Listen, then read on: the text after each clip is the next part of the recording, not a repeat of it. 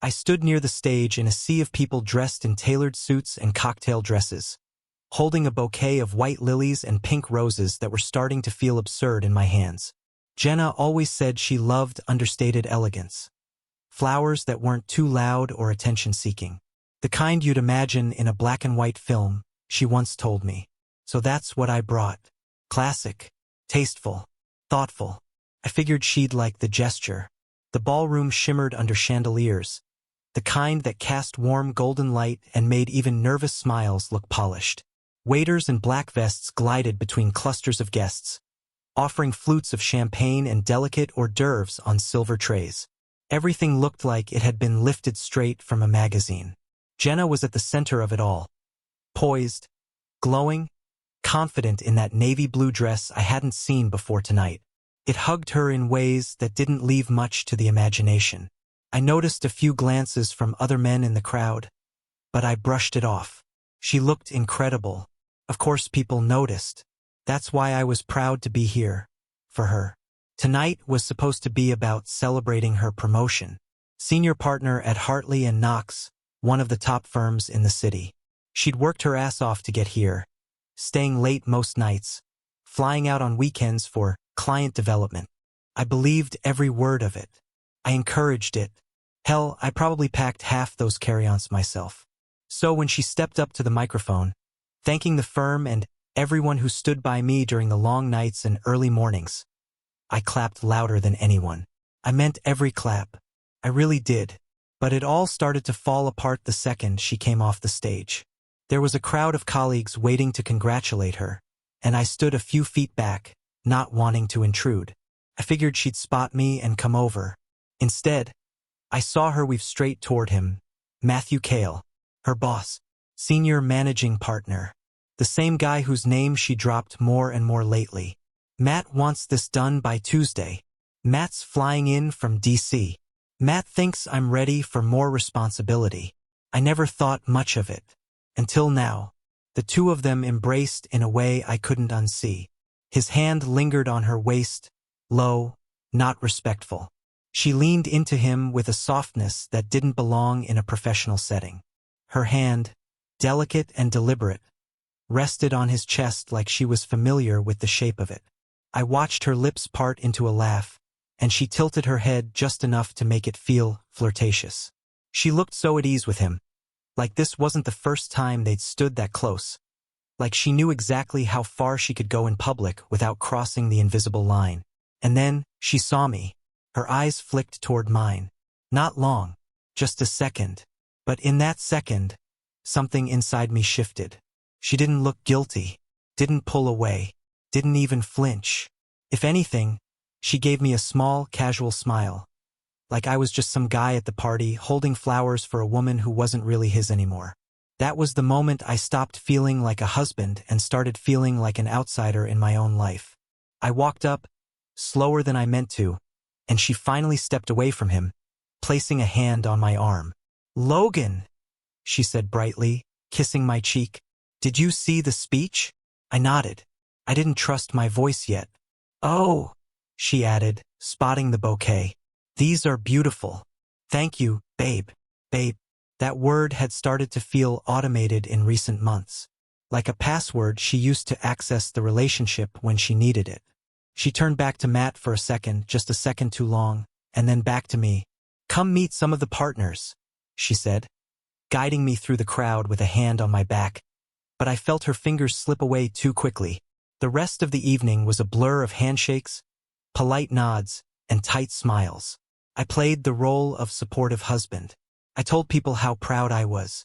I even laughed when one of the junior associates asked how I handled being married to a workaholic. I gave the standard, "She's amazing. She works hard and still manages to put up with me." Everyone chuckled. It was all a performance and I played it well. But I couldn't shake the image of that embrace. It played on a loop in my head like some cruel gif, rewinding and repeating in perfect silence. By the time we got home, Jenna had loosened her hair and kicked off her heels, flopping onto the couch with a sigh of satisfaction. "God, I'm exhausted," she said, her voice muffled into a throw pillow. I leaned on the doorframe, bouquet still in hand, petals slightly bruised now. You and Matt seemed close, I said carefully. She turned her head, eyes lazy with champagne. What do you mean? At the party. Looked like a pretty warm hug. She rolled her eyes. Logan, it's called celebration. You know, when you work your ass off for something and finally get recognized for it. People get excited. Sure. I get that, I said, keeping my voice level. Just, it felt a little more than that. She sat up then, blinking slowly. Seriously? You're reading into this? He's my boss. It was a hug. I stared at her. You touched his chest. She laughed. Actually laughed. You're jealous of a hug? Are we really doing this? I didn't answer. I didn't trust what would come out. Come on, Logan, she said, grabbing the bouquet from my hand like it was some afterthought. Don't be dramatic. We both had champagne. It's been a huge week. I was emotional. That's all it was. She stood up and brushed past me, heading upstairs, muttering something about needing to wash off her makeup. I stood in the living room long after she was gone, surrounded by shadows and silence. The flowers she'd taken with her left a faint, sweet scent in the air, one that somehow made the space feel even emptier. I wasn't angry. Not yet. But something had shifted. Something quiet and irreversible. It wasn't that I had caught her doing anything definitively wrong, it was the casualness. The indifference. The way she looked at me without guilt, like I didn't have a right to question it. That was the part that stuck with me. That was the part that hurt. She said it was nothing. But for the first time in our marriage, I wasn't sure I believed her. And for the first time, I wasn't sure I wanted to. After that night in the ballroom, something in me didn't just shift, it unraveled. Quietly, piece by piece, like a seam pulling loose from the inside of a jacket. You don't notice at first, not until it starts to show on the outside. I didn't scream. I didn't confront her. I didn't even let on that I noticed anything at all. But inside, I had started inventorying everything that no longer made sense. And once I started, I couldn't stop. It was subtle at first. Jenna had always worked hard, always gone the extra mile. That's who she was, ambitious, driven, sharp as hell. But recently, her late nights at the office had grown more frequent, stretching later into the evening. She used to text when she was running behind, stuck in a meeting or wrapping up a call. That stopped. Lately, I'd get a single text around 10 p.m., long night. Don't wait up. No punctuation. No emoji. Just words. Cold. Bare minimum. I'd be sitting on the couch, still in my work clothes, half a beer gone warm on the coffee table. TV on, volume low. Waiting. It wasn't just the hours. It was her phone, too. That thing used to live face up on the kitchen counter, pinging with texts from group chats or her sister or Spotify suggestions. Now it was always face down. Always on silent. She never left it unattended. She'd carry it into the bathroom. Into the closet.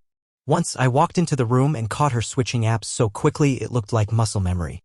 And then there were the messages that came at odd hours. 11:45 p.m. buzz. 6:03 a.m. buzz. The screen would light up and she'd glance at it, thumb tapping so fast I knew it wasn't work-related. I told myself it was probably a client in a different time zone. Or a colleague on a tight deadline. But even as I thought it, I felt the truth under my ribs, pressing, heavy, undeniable. One night, she left her phone on the bathroom sink while she showered. A rare slip. I stared at it for a long time. Just stared. I didn't touch it. Didn't open anything? But when the screen lit up with a notification banner that read, "Can't stop thinking about last night," I felt something cold coil around my stomach. She never mentioned it. I didn't ask. Instead, I found myself replaying moments I'd brushed off before.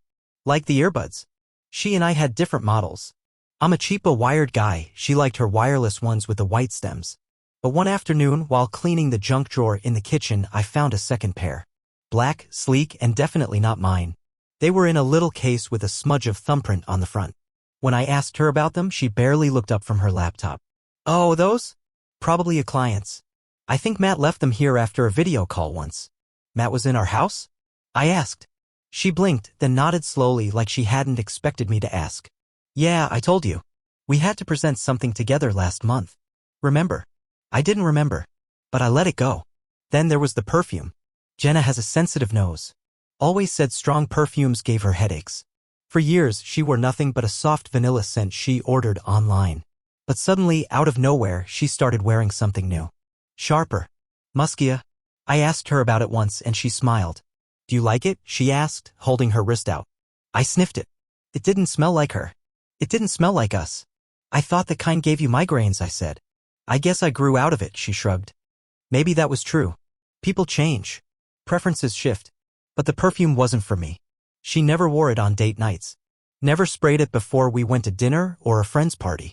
Only when she was heading to work. Or a client lunch. Or some last-minute networking event she'd forgotten to mention earlier. Then came the Wi-Fi paranoia.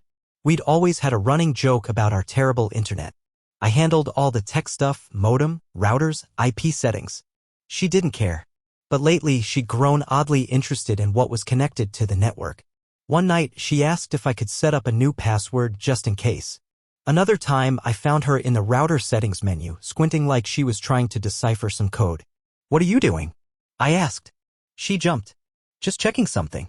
The connection's been weird. Why didn't you ask me?" I figured it out. Later that week, I noticed she'd stopped using the shared desktop we kept in the den. She used to log in every couple of nights, upload reports, order groceries, browse flights. But now her digital footprint had vanished. She used her work laptop exclusively. Password protected. Screen always locked. Even the browser history looked scrubbed. And yet, I kept giving her the benefit of the doubt. I clung to logic like a life raft. Maybe I was overthinking it. Maybe she was just stressed. Maybe the embrace at the party had meant nothing. Maybe it was my insecurity whispering in my ear. But there's only so long you can lie to yourself before the cracks begin to show. One night, I walked into the kitchen and found her smiling at her phone. Not the kind of smile you make when watching a funny reel or reading a meme. It was the kind of smile that unfolds slowly. In asterisk mately. Like someone had said something just for her. "Who's that?" I asked. She blinked, looked up, and the smile disappeared like someone shut off a light. "No one. Just Amy. Work stuff." I nodded. Amy doesn't text past 9 p.m. I know because she's mentioned it a dozen times. Something about boundaries and mental health. I didn't press. That was the pattern now. I'd observe. She'd deflect. I'd pretend to accept it. But every lie she told felt more practiced. More seamless. And I hated how easily I was slipping into the role of the clueless husband. The guy who shrugs and smiles and keeps believing even as the ground shifts under his feet. The last straw came the night I saw her reflection. She was in the dining room on a video call, something about a late-night brainstorm with a client. I passed by quietly, but the mirror on the wall caught my attention. In it, I saw her smiling. Laughing. Her shoulders relaxed, posture casual. Like she wasn't talking business at all. She twirled a pen between her fingers and said something I couldn't hear, but the look in her eyes. I hadn't seen that look directed at me in months. She looked alive. And she wasn't talking to a client. She was talking to someone who made her feel noticed. Wanted. Loved. That night, I lay awake in bed beside her, staring at the ceiling. Listening to her breathe. Wondering if I had the courage to know the truth. Part of me wanted to shake her awake and ask. Demand answers. Get it over with. But the other part, the quieter part, told me to wait. To gather. To be sure. Because suspicion without proof is just insecurity. But suspicion with proof, that's clarity. And I needed clarity. I needed to stop hoping I was wrong and start preparing for the moment I found out I wasn't. I don't know what finally broke in me that day. Maybe it was the way she breezed past me in the kitchen, barely acknowledging I was there. Maybe it was the way she hummed a tune under her breath while grabbing her keys, completely unbothered by the distance growing between us. Or maybe I just got tired of pretending I didn't see it. Pretending it didn't hurt. She said she had dinner plans with out-of-town clients from Texas. Something about legal consultants flying in to renegotiate terms on a software license. I nodded like I always did. Like a fool. She wore the new green dress I hadn't seen before, tight, elegant, clearly expensive. She used that bold lipstick she always said she didn't like because it drew too much attention. And the perfume again with that unfamiliar scent. I asked, "You meeting them at the office first?" and she shook her head. Straight to dinner. No need to prep. No laptop. No folder. Just her phone, her purse, and that rehearsed smile. When the door closed behind her, I didn't sit down. I didn't grab a beer or turn on the TV. I stood there for maybe 10 minutes, staring at the door like it owed me answers. Then I picked up my keys. I didn't know what I was doing until I was halfway across town, tailing her Uber through city traffic. I hung back just enough to avoid suspicion, heart hammering in my chest. I wasn't proud of it, felt ridiculous, honestly.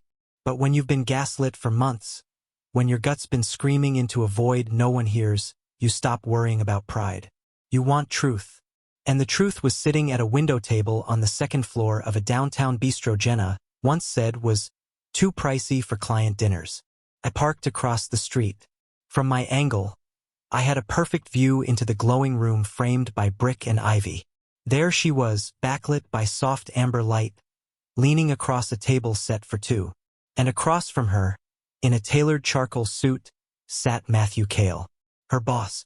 The man she swore was just a mentor. The one she claimed didn't even notice her like that. I watched them for a long time. 10 minutes. 15. Maybe more. It was the way her fingers rested lightly on the rim of her wine glass, turning it slowly while she smiled at him. The way she laughed. Full-bodied, relaxed, nothing like the short polite laughs she gave me lately. And then it happened. Her hand reached under the table. His followed. He leaned in. She leaned closer. And then they kissed. Not a peck. Not a quick mistake. It was mate. Confident. Like it wasn't the first time. Like they knew how to navigate around each other in the dark. Like they'd done it before. More than once. The camera app on my phone opened itself. My hands moved like they belonged to someone else. Click. One photo. Click. Another. I lowered the phone and stared at the screen. There it was. Proof. No more what-ifs. No more maybes. No more giving her the benefit of the doubt while she burned our life behind my back. That picture wasn't just a kiss. It was a match lighting the fuse. I drove home in silence. Didn't play music. Didn't curse. Didn't cry. I was beyond emotion. I was in the kind of stillness you only reach when you've passed through the eye of the storm and realize the destruction is already done. That night I packed. Not my things, hers. 2 suitcases. One for clothes.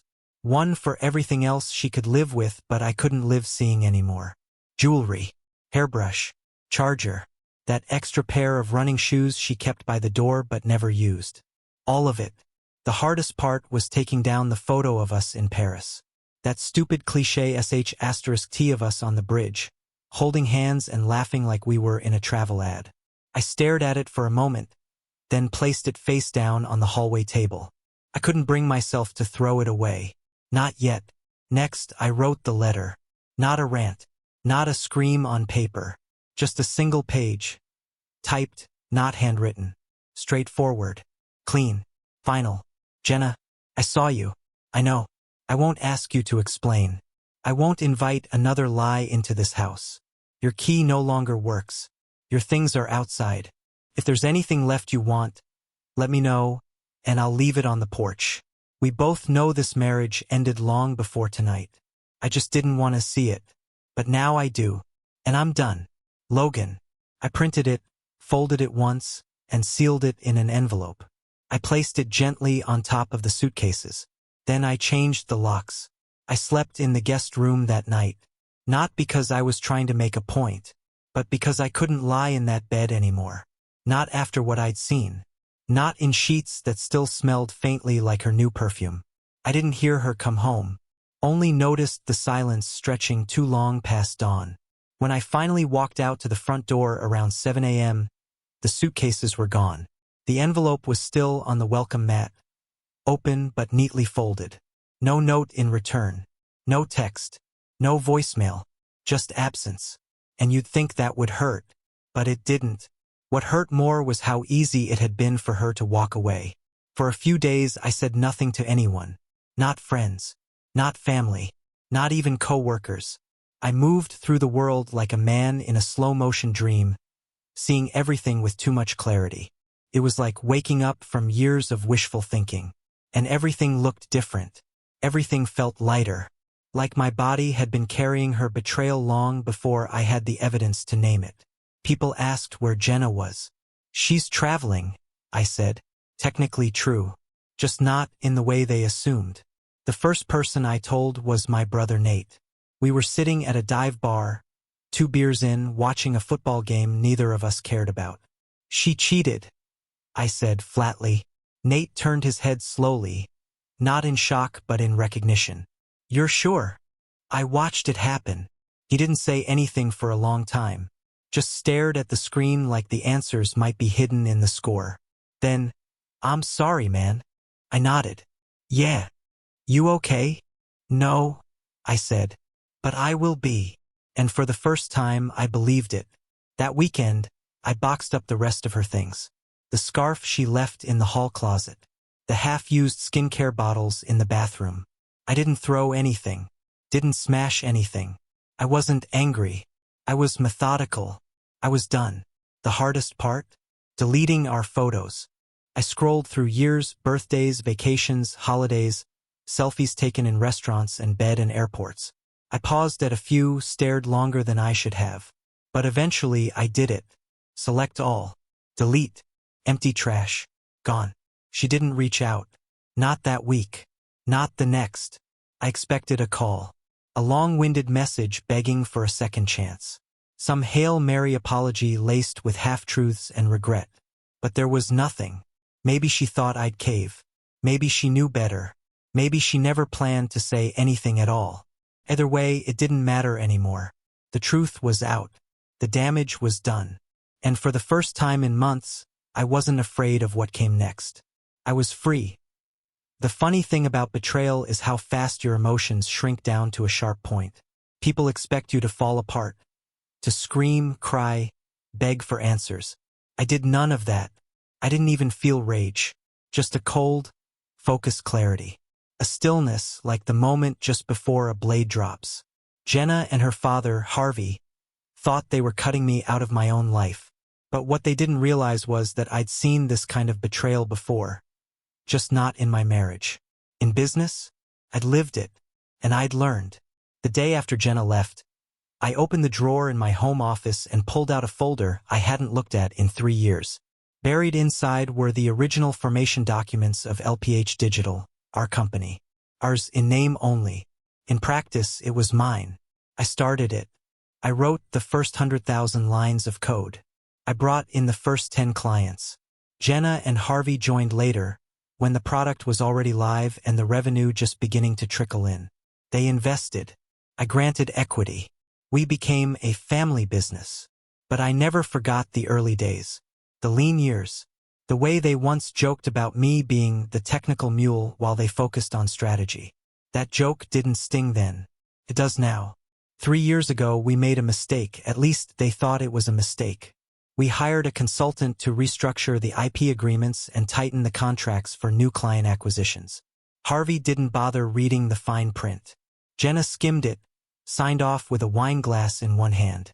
But I read every word. I even wrote some of it. One clause, in particular, was my quiet ace in the hole.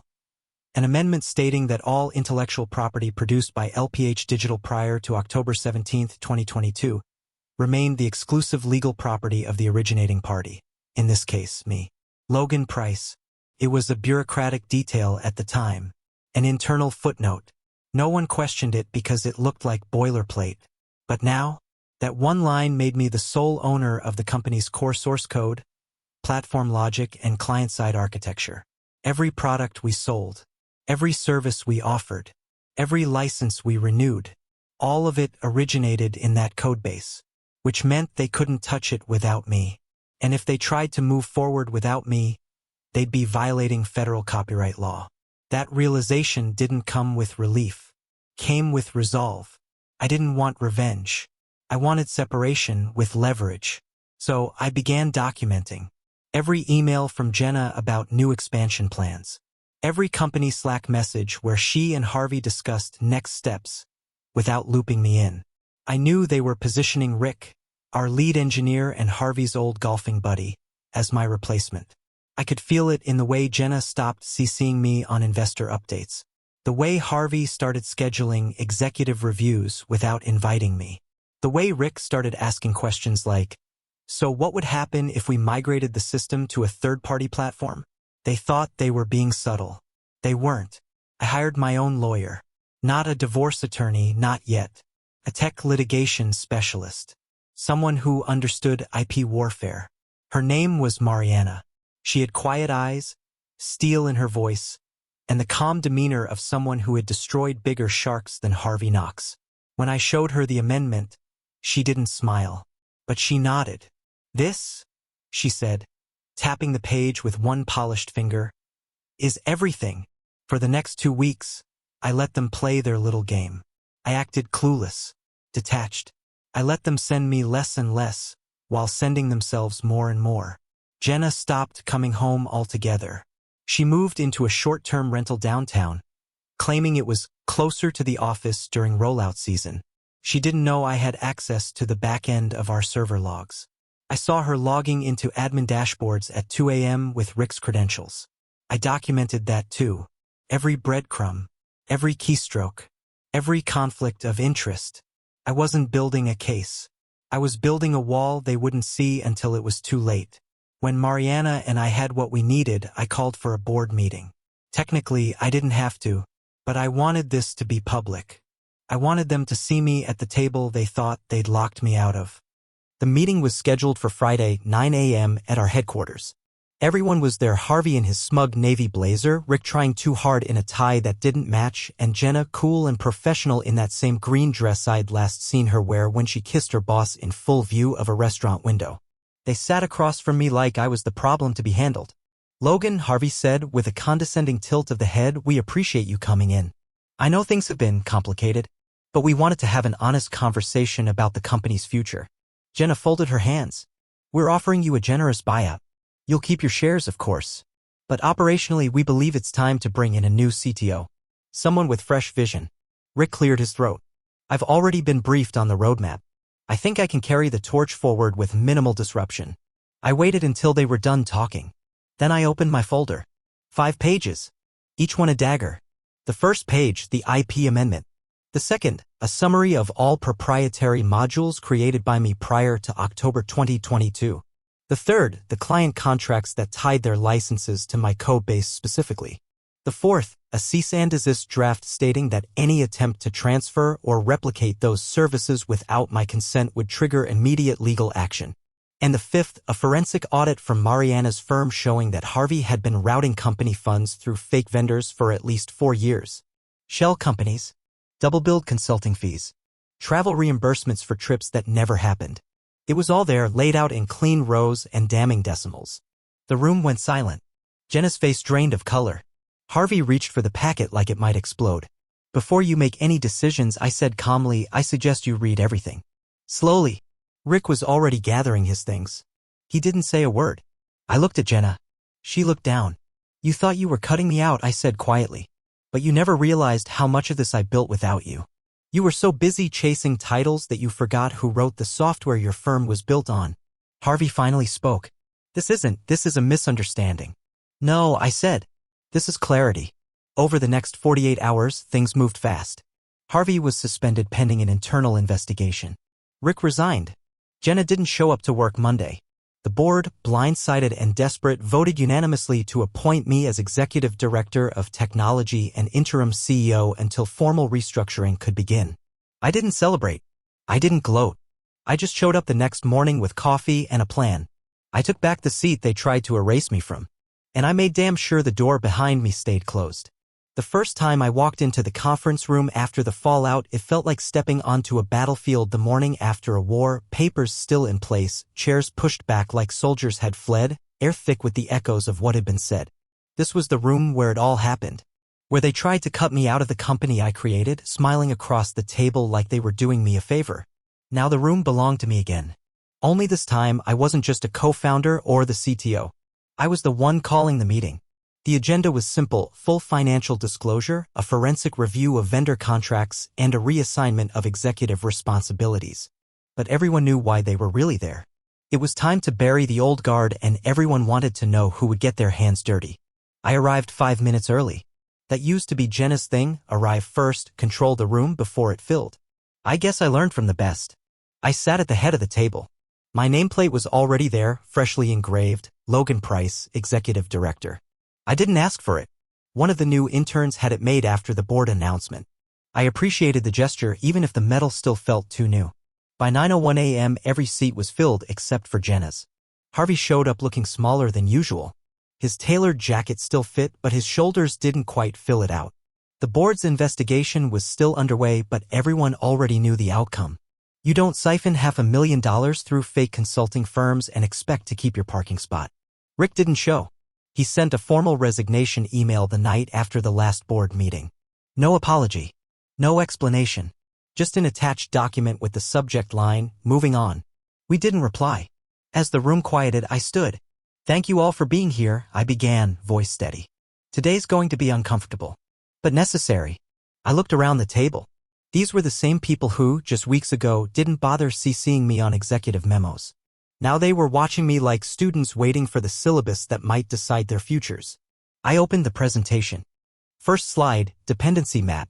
It was a diagram I'd created showing every product, service, and contract tied directly to the proprietary architecture I built. Each node lit up with color-coded urgency, red for legal lock-in, yellow for vulnerable negotiations, green for systems we could easily pivot. The effect was immediate. Murmurs. Nervous glances. Everything in red, I said, requires my code. Without it, we breach 72% of our current contracts. Second slide, licensing framework. This one showed the retroactive IP clauses I'd quietly embedded into our deployment systems. It was all legal, approved years ago during a software audit Jenna had dismissed as busy work. But now it was the backbone of our defense. Our clients didn't just use our tools. They licensed them under terms that made me indispensable. Which means, I continued, had Jenna and Harvey successfully removed me, the company would have been in immediate violation of over 40 standing agreements. Gasps. A few expletives muttered under breath. I waited. Harvey cleared his throat. Logan, I don't think this. I held up a hand. I'm not finished. Next slide, financial irregularities. It was a spreadsheet. Simple. Color-coded. Harvey's expense reports over the last 5 years. Vendor IDs matched with known shell companies. Duplicate payments. Mismatched invoice dates. I didn't accuse him. I didn't need to. The numbers spoke for themselves. One of the board members, Angela, sharp as a scalpel, leaned forward. How long has this been going on? Farther back than we thought, I said. Our outside auditor flagged these last week. Mariana's firm confirmed it. Angela looked at Harvey. You want to respond to that? Harvey stared down at the table, fingers steepled. His jaw clenched, but he said nothing. Next slide, leadership timeline. It was a visual breakdown of who had done what and when. Product launches. Contract wins. System rollouts. All tied to my name. Not Jenna's. Not Harvey's. Mine. The final slide was just a single sentence. Without infrastructure, strategy is just ambition. I turned to the room. This company doesn't survive on politics. It survives on delivery. On product. On trust. That trust was compromised. I intend to rebuild it. Angela spoke first.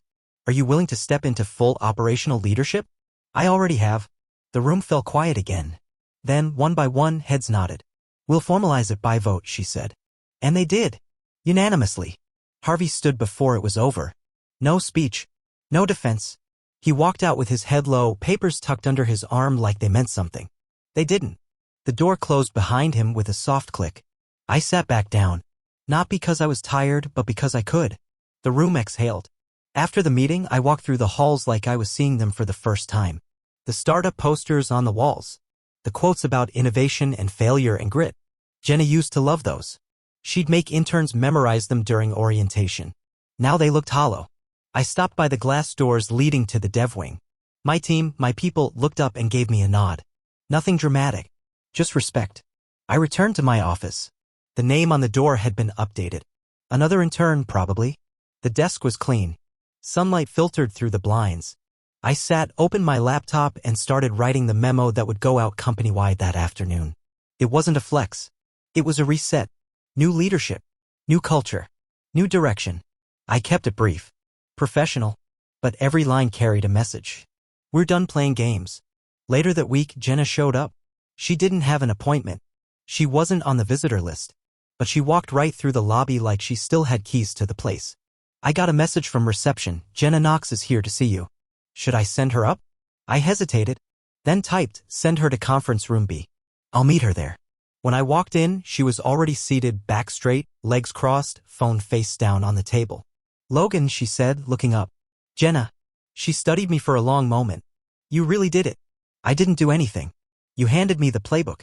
She smiled, but there was no joy in it. I underestimated you. No, I said, sitting across from her. You misread me. That's worse. She exhaled through her nose. I came to ask for something. Of course you did. A meeting. Just us. Off the record. I think we need closure. I leaned back. Closure is a myth. We don't get neat endings. Just consequences. Her eyes narrowed. You're angry. No, I said. I was. Now I'm focused. She reached into her bag and slid an envelope across the table. I wrote you something, she said. Not a plea. Just perspective. I didn't touch it. She stood. You won, Logan. I shook my head. There was never a game. That's what you never understood. She lingered for a second, then walked out the same way she came in. I left the envelope on the table. Didn't open it. Didn't care what it said. There was nothing in it I hadn't already lived through. The empire she tried to take was mine again. Only now I knew how to defend it. 6 months later, the company was thriving. Revenue up 60%, new contracts across Europe, and a leaner, more focused team. I barely thought about Jenna anymore. But one afternoon, she showed up. Outside the building, no appointment, no pride. She looked smaller, like someone who hadn't slept well in months. I just wanted to talk, she said quietly. We had a life, Logan. I didn't raise my voice. You ended that life the second you decided I was expendable. She nodded, tears in her eyes.